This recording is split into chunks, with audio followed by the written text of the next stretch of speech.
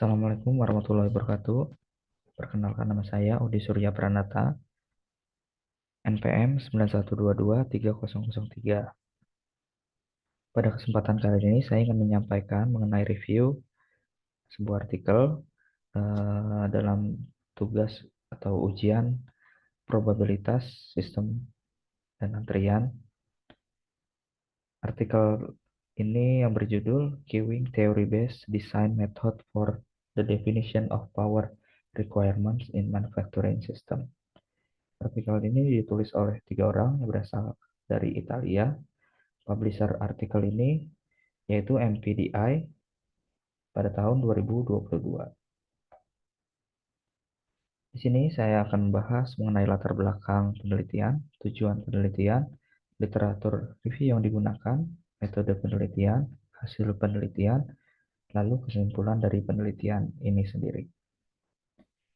Yang pertama adalah latar belakang dari penelitian, yaitu yang berfokus pada pentingnya evaluasi konsumsi energi dalam sistem manufaktur, yang dipicu oleh 2 faktor utama, yaitu biaya energi yang terus meningkat dan perhatian global terhadap keberlanjutan lingkungan. Konsumsi energi yang efisien tidak hanya menguntungkan dari sisi biaya produksi, tapi juga memberikan kontribusi dalam mengurangi emisi karbon dan memenuhi standar lingkungan yang lebih baik. Kemudian tujuan dari penelitian ini yaitu untuk mengembangkan sebuah metode analitis yang memungkinkan perusahaan manufaktur dalam menentukan dengan lebih baik kebutuhan daya kontraktual dan kebutuhan daya sistem produksi. Metode ini dirancang untuk digunakan selama fase desain sistem produktif, sehingga membantu dalam pengambilan keputusan yang lebih baik dalam merancang sebuah sistem yang efisien dari segi energi.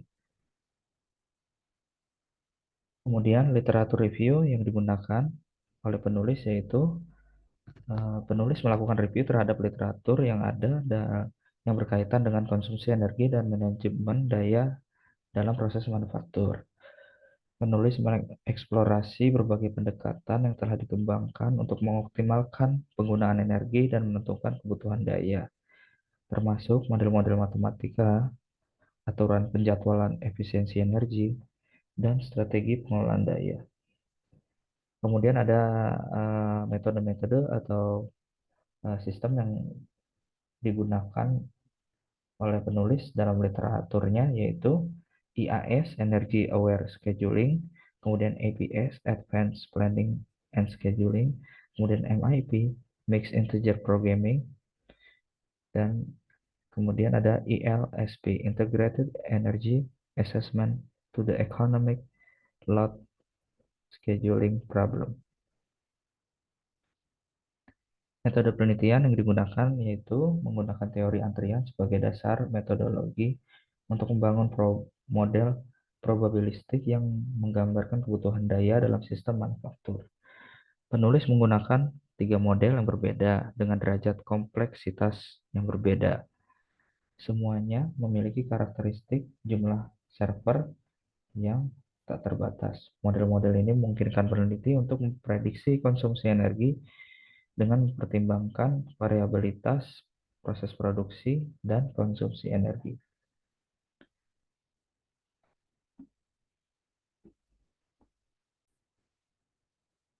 Kemudian, dalam metode penelitian, penulis menggunakan 3 model, yaitu model MM tak terhingga. Setiap kWh daya yang dibutuhkan sebagai pelanggan yang masuk ke dalam sistem, model ini tidak mempertimbangkan ukuran lot dari kedatangan. Kemudian model yang kedua yaitu MN, M tak terhingga. Konsep load arrival dengan ukuran lot yang konstan memberikan representasi yang lebih baik tentang aktivasi mesin secara bersamaan sebagai permintaan daya. Lalu model yang ketiga yaitu model MX, M tak terhingga, menambahkan variabilitas ukuran lot kedatangan yang memungkinkan model untuk menggambarkan fluktuasi konsumsi energi sistem yang lebih baik. Model ini menggunakan distribusi probabilitas untuk menentukan ukuran lot.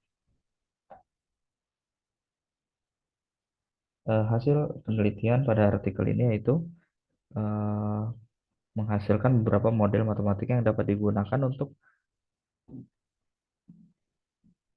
menentukan hmm, kebutuhan daya kontraktual dan memprediksi level pelayanan yang terkait.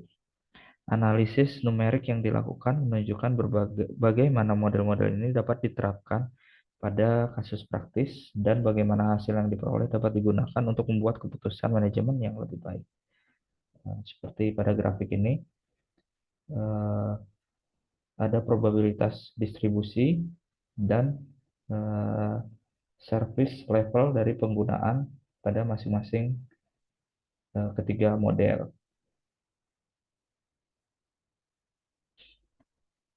Kesimpulan yang didapat dari penelitian ini yaitu metode yang diusulkan berbasis teori antrian dapat menjadi alat pendukung pengambilan keputusan yang berharga dalam merancang sistem produktif yang efisien dari segi energi, dengan memungkinkan perusahaan untuk menentukan kebutuhan daya secara probabilistik.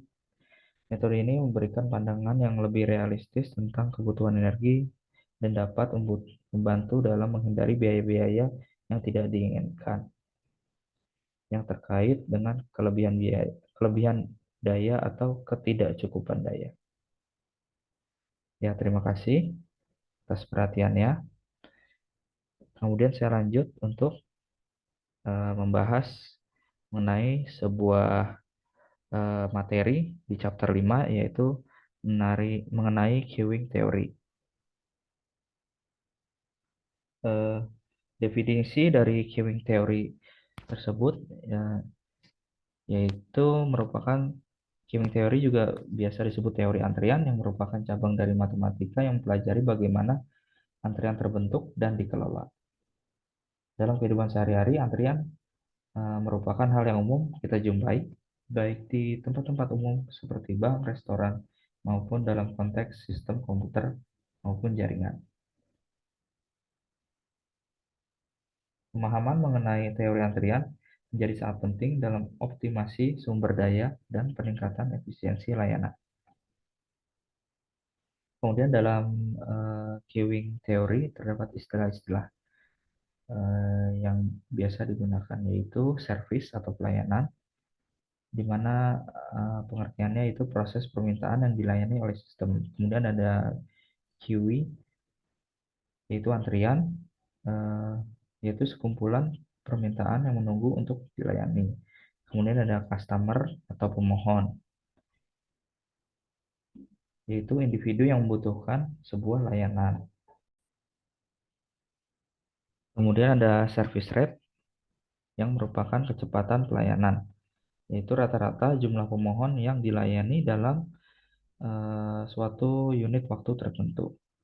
Dan terakhir ada arrival rate yang biasa disebut intensitas kedatangan, yaitu rata-rata jumlah pemohon yang datang ke sistem dalam suatu unit waktu tertentu.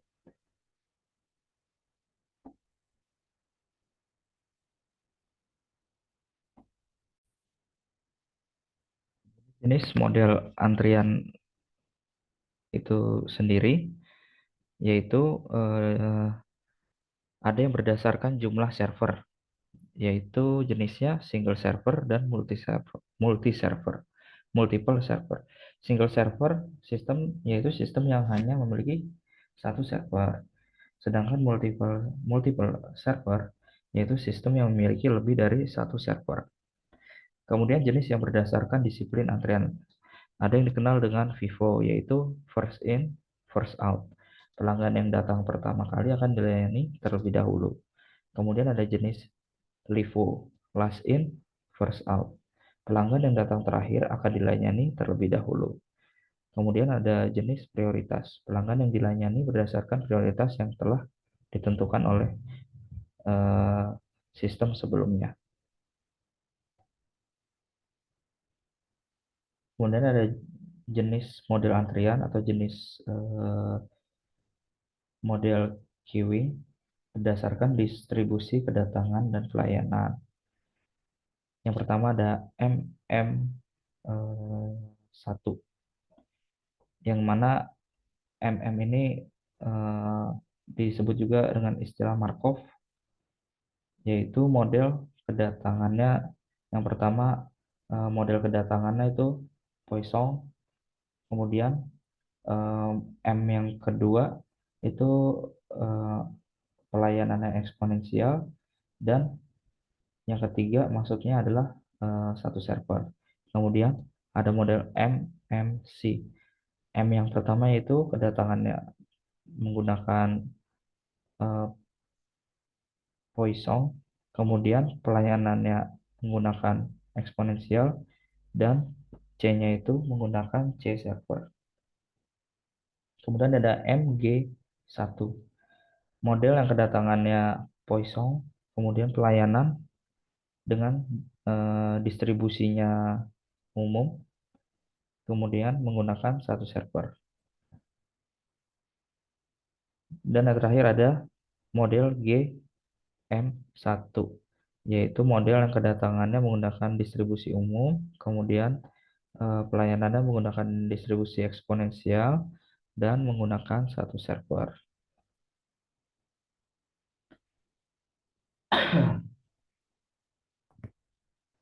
Untuk model M1 bisa diilustrasikan atau digambarkan pada gambar berikut, yang mana eh, ada arriving customer.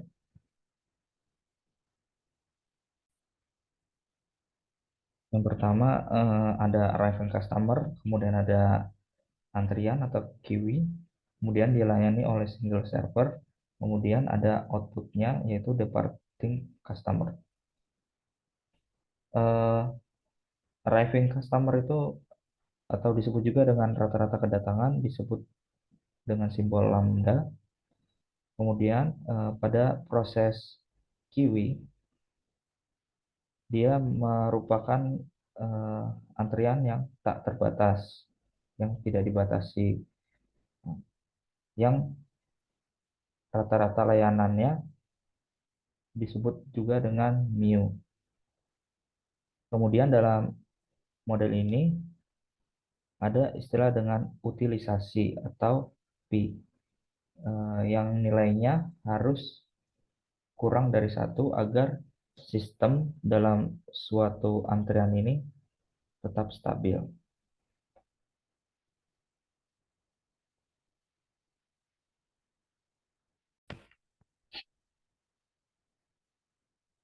Kemudian ada model yang berikutnya itu MMC, yang diilustrasikan dengan gambar sebagai berikut. Ada sebuah antrian, simbol lambda, kemudian dilayani dengan dua server, server 1 dan server 2 yang disebut dengan C, dan ada LQ yaitu jumlah rata-rata pelanggan dalam antrian tersebut atau dalam sistem tersebut. Kemudian ada LS. Ada LS yaitu merupakan jumlah rata-rata pelanggan dalam sebuah sistem. Sistem itu sendiri termasuk yang sedang dilayani eh, dan yang sedang mengantri. Jadi total keseluruhannya. Sedangkan yang LQ tadi hanya mengambil dari sistem yang sedang mengantri saja.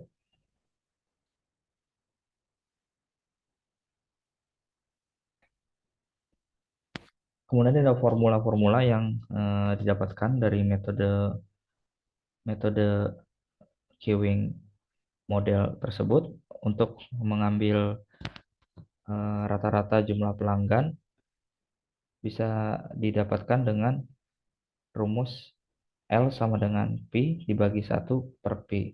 P sendiri rumusnya adalah lambda dibagi mu. Kemudian untuk menghitung jumlah rata-rata pelanggan dalam antrian yaitu LQ sama dengan lambda dibagi lambda kuadrat dibagi mu dikali mu dikurang lambda. Kemudian menghitung waktu tunggu rata-rata dalam sebuah sistem bisa didapatkan dengan cara menghitung W sama dengan L dibagi dengan lambda.